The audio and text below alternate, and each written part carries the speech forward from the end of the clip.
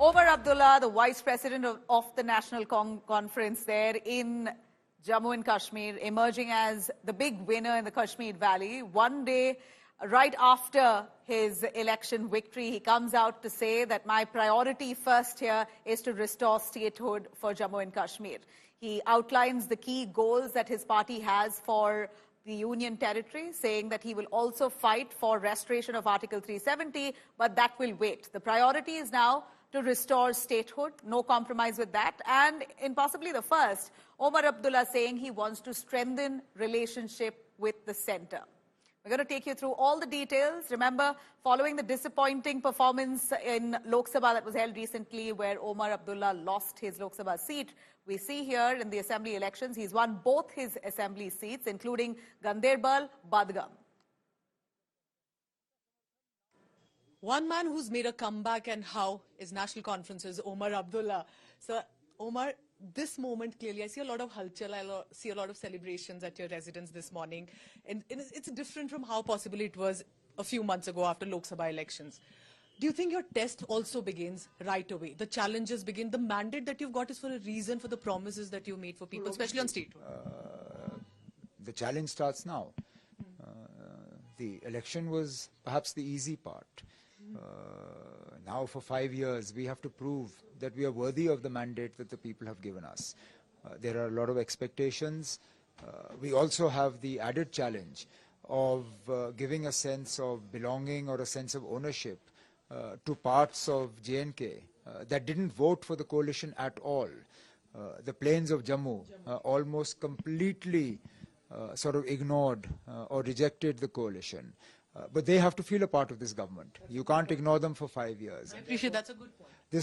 The government that comes in will have to make sure that through its actions rather than its words proves to the people of Jammu that this is not a government of the National Conference or the Congress or the Alliance or those who voted for us. It's the government. Ensure to the people of Jammu watching you, we may have voted for BJP, but your government will work for them also, not alienate them. This government is as much the government of the voters of the BJP as it is the government of the voters of the National Conference or the Congress. They do not deserve to be punished just because they didn't vote for us. And I would be the last person who would advocate something like that. What kind of relationship should we expect between Omar Abdullah National Conference and the centre, Prime Minister Modi, Lieutenant Governor? Many are asking if there will be a smooth coordination and there will be a sort of friendship between the two. Look, it takes two hands to clap. I can only tell you that I will make every effort to ensure that the incoming government, whoever may head it, whoever may make it up, will work for smooth relations both with the Lieutenant Governor and with the Union government. I'm not saying that the National Conference will suddenly discover some love for the BJP or vice versa. We will continue to oppose each other politically, but I'm drawing a distinction between the National Conference and the BJP on the one side and the government of Jammu and Kashmir and the Union government on the other. So while politically we may not see eye to eye on anything, at least in the interest of the people of Jammu and Kashmir, for whom the Prime Minister has spoken many times, we can figure out how to work together. What will be one of the first decisions that Omar Abdullah is going to take for the government of Jammu and Kashmir? Well, at the moment, the first decision I have to take is to attend the Legislative Party meeting. And then wait, that'll be tomorrow midday. And once the Legislative Party has formally elected their leader, that leadership role will have to be endorsed by the alliance, and then we stake claim to form a government. Final question. What does this moment mean to you, specifically for the setback that you've seen, specifically for many who did criticize you and said the Abdullah era is possibly over? What would you want to say? What does this moment, when you sit back and realize 42 seats, 50 seats almost as a coalition, what is happening here? It's humbling, but it's also scary. Look, it's enormous responsibility. This is not sort of an elected government that's transitioning to another elected government. We've had no democracy in Jammu and Kashmir since 2018. Expectations are enormous. But we're also the first elected government in Jammu and Kashmir in a union territory. And therefore, navigating those sort of new relationships is also going to be a challenge. I headed a coalition here for 6 years as the most empowered state in Jammu, in the union. Today, this government that comes in will be a government in perhaps one of the most disempowered territories in the Union. So it's going to This be... government from the 90s of NC will be different from the NC of 2024, the conflict that we saw? It has to be different. That was a 2/3 majority government in an empowered Jammu and Kashmir. But this is also conflict, Omar, that followed. There was a conflict, but this is a coalition. This is a coalition that, at least for the time being, is not responsible for security and law and order. That will happen once statehood is restored, and we are hopeful that statehood will be restored soon. I will say this, quoting your post that's going viral, I think you've kept your calm and you are back. Well, I mean, it hasn't always been calm, but at least we're back. Well done. Congratulations, Omar Abdullah, National Conference. A lot needs to be done. Appreciate you speaking to India today.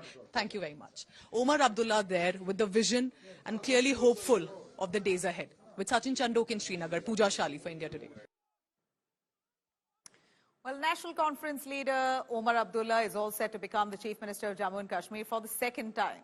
After that Lok Sabha defeat he had in Baramulla, the assembly elections has been great. He's won both Ganderbal and Badgam comfortably. It's been a long journey indeed for the third generation of Abdullah, Chief Minister of Jammu and Kashmir. For Omar Abdullah, this journey has been great. A wait, it appears, for a decade has proven fruitful.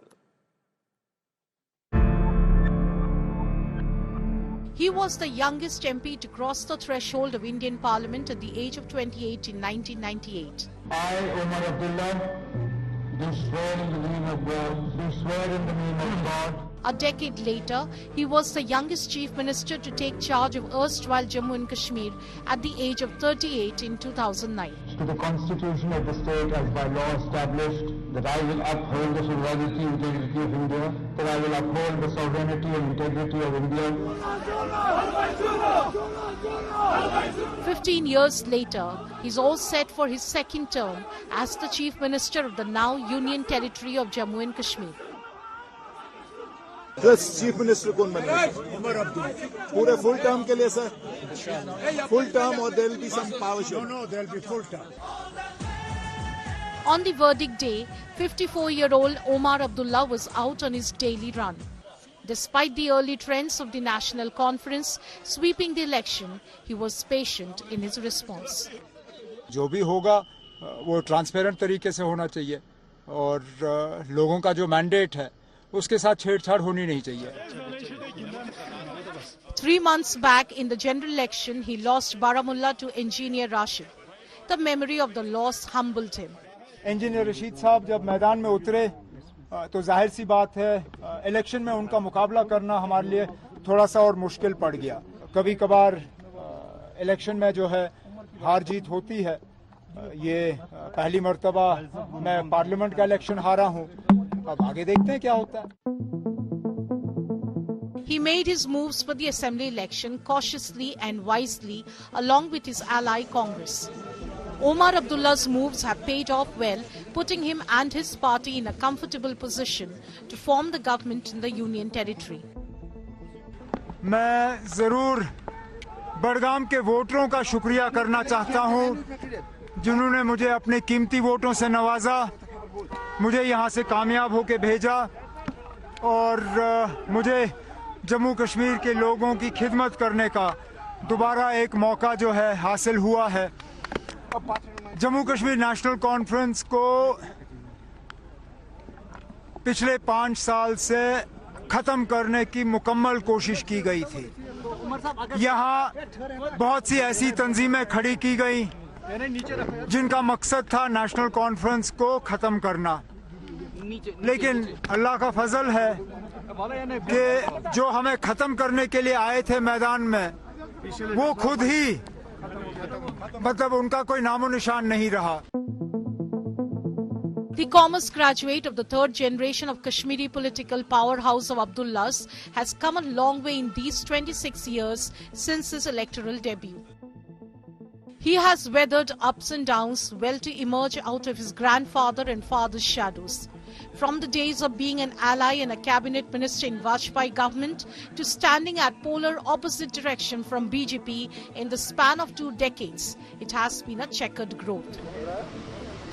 The biggest impetus in this growth came with the abrogation of Article 370 in 2019. In these 232 days, a lot has happened. A lot has changed. For us individually and for us collectively. During my period of detention, I had thought a lot about what I would say the moment I came out. He was put in house arrest for 232 days following the abrogation of Article 370 under Public Safety Act. Like all other political leaders of Kashmir, the isolation changed him. Omar Abdullah then had announced that he would not contest a poll till statehood was restored for Kashmir. 5 years later, he changed his mind. 10 June, interview to PTI. No, I am not contesting the assembly elections. No, I'm not saying I will not fight a UT election. I'm absolutely clear on that. A lot of inputs from people I don't know who reached out randomly by email, by message, conversations with colleagues. I realized that perhaps the position I took was wrong in as much as it was perhaps hypocritical. So you've changed your mind? Well, obviously, otherwise I wouldn't be filing. How do I expect the people of Jammu and Kashmir to repose faith in an assembly that I'm not willing to repose faith in? In the past 5 years, the Abdullah scion has cemented his relation with the other political dynasty of Indian politics, the Gandhis.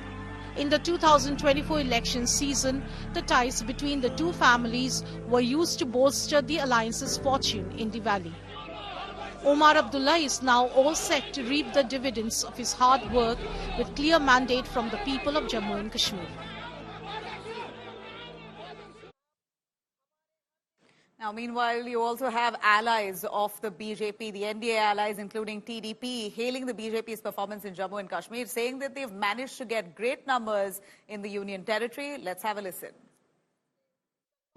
Even Jammu and Kashmir, BJP is the largest single party in vote percentage, but seats NCP the largest party.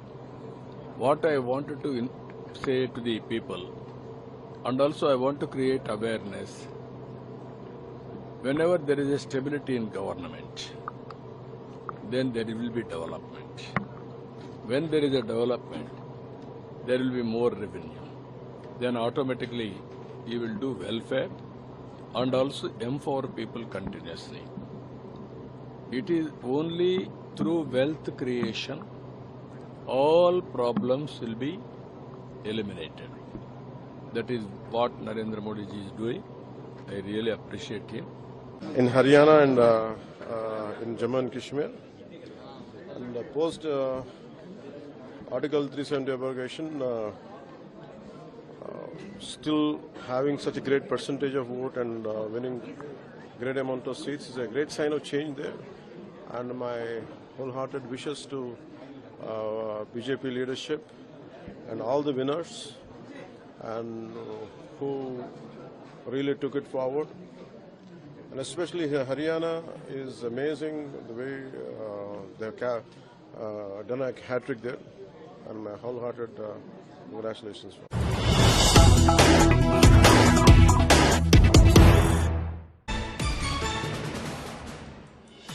Right, let me cut across to big news here. The Congress delegation has now met with the Election Commission.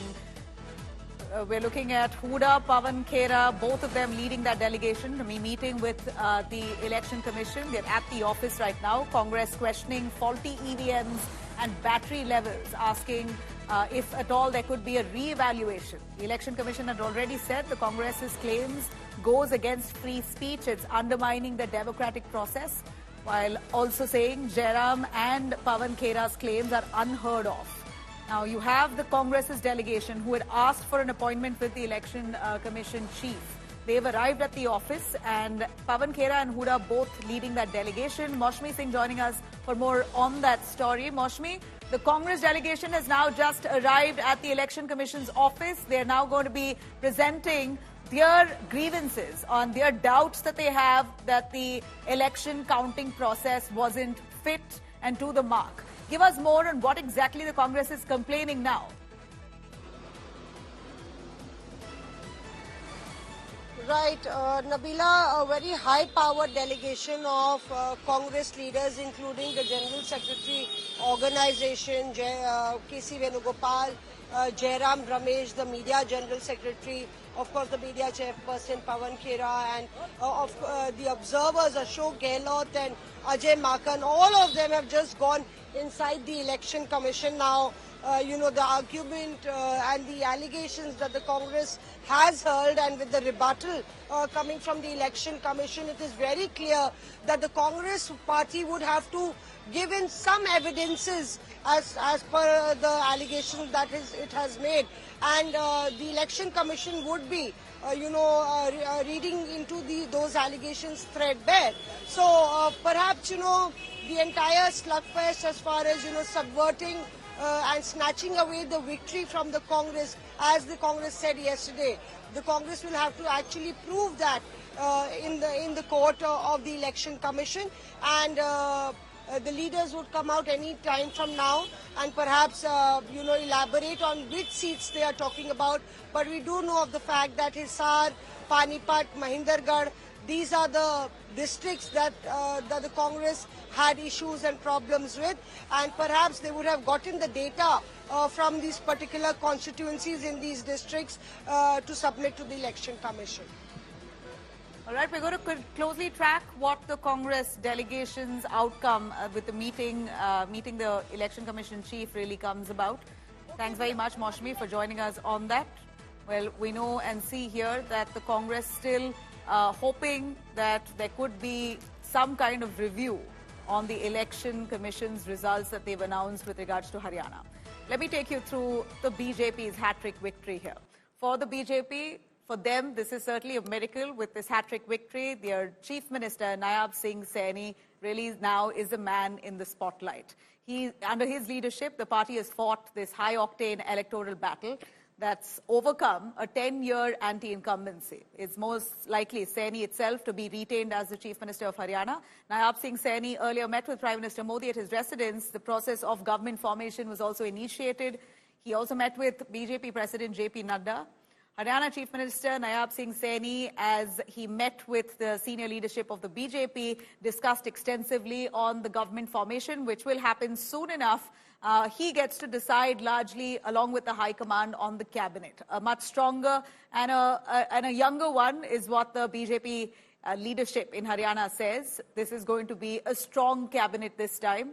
Independent MLAs, Devendra Kadyan, Rajesh Joon and Savitri Jindal have met with Dharmendra Pradhan and has promised support to the BJP, which now takes BJP's numbers from 48 to 51. The magic number or the majority mark is 46. A key meeting of Haryana poll in charge, Dharmendra Pradhan, along with Nayab Singh Saini and other leaders, is also scheduled to take place. We bring you these updates. हमने सिर्फ और सिर्फ समर्पण भाव से जनता के विकास के लिए काम किया है और मैं इसके लिए हरियाणा के मुख्यमंत्री भाई नायब सैनी जी और पूर्व मुख्यमंत्री श्रीमान मनोहर लाल जी की भरपूर तारीफ करता हूं, भरपूर प्रशंसा करता हूं। उन्होंने हरियाणा के विकास के लिए बहुत मेहनत की है। साथियों, जब जनता ऐसे काम को प्रोत्साहित करती है, नेक नियत और अच्छी नीति को सराहती है, तब काम करने की ऊर्जा भी दोगुनी होती है।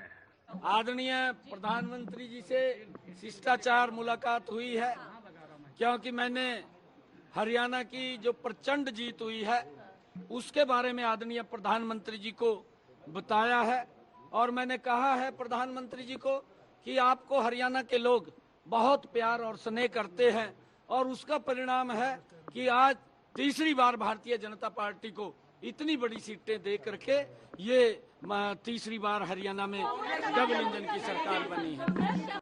मुझे बहुत अच्छा लगा है। धर्मेंद्र जी, विश्वदेव जी आए हैं मेरे यहाँ। मोदी जी की सरकार को समर्थन देती हूँ क्योंकि मेरा हिसार बहुत सुंदर और पूरे सब लोग जाने हिसार को बहुत सुंदर बने।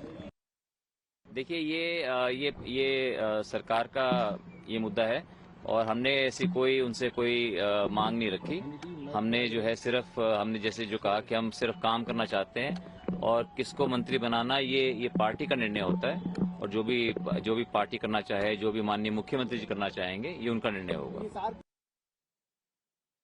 Let me cut across to Kamaljeet Sandhu for more on that. Kamaljeet, it appears that the BJP now has support even of the independent MLAs. 3 of them who've now pledged their support, taking BJP's numbers from 48 to 51. A comfortable majority for them.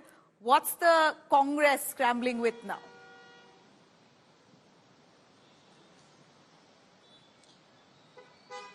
Well, Congress has its own infighting to blame. There may be caste equations which have gone against them, but definitely as far as Congress party is concerned. And this comes at a point of time where the introspection will be done even as Naib Singh Saini is preparing for his oath ceremony, which is likely to take place either on the 12th or before 15th. So that is between the Shera to any time after that. And thereafter, we do expect Prime Minister and the top BJP functionaries as well as former chief ministers to be here. But then there is obviously a thing about the grapes. This is where there is not just a blame game happening between the top leaders. It's also about how they have taken the complaint to the Election Commission.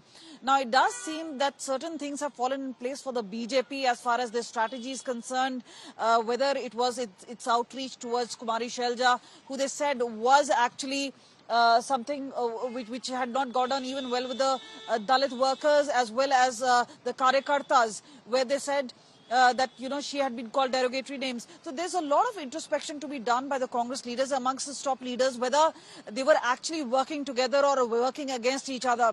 So then there can be obviously a blame game of sorts about how there was this anti-incumbency which could have been factored in by the Congress party, but they could not strike at the heart of the voters.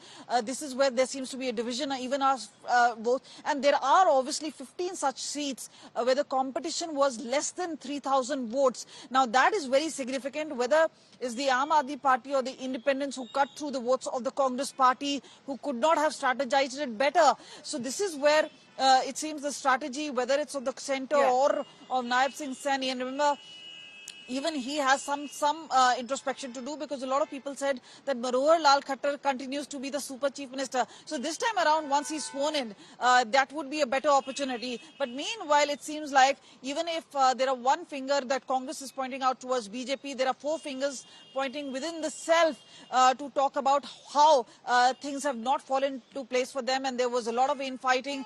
The other factors obviously going against them, with not just amount of sheer bad luck, but also about the strategy which has not worked, the caste factors which have not worked, the Aam Aadmi Party alliance, the India alliance, which could have worked and have taken away votes from the Congress party. So a whole lot of things, but meanwhile it does seem things have gone out of their hand and into the hands of BJP, which is in a very comfortable position for the next 5 years. Kamaljeet, thanks very much for joining us with that. Clearly, Naib Singh Saini now emerging as the face behind the BJP's historic win in Haryana. Just 5 months before Haryana assembly polls, the BJP in March itself had replaced the Chief Minister Manohar Lal Khattar at that point with Naib Singh Saini, a move that may have been criticized then, but seems like the party is really earning the benefits and the fruits of it now. In fact, the party is now deciding very closely to have Naib Singh Saini continue as the Chief Minister of Haryana. He's managed to solidify his place as the face of the BJP in Haryana. Securing the party's 3rd victory in the state is not an easy task. Here's a quick report.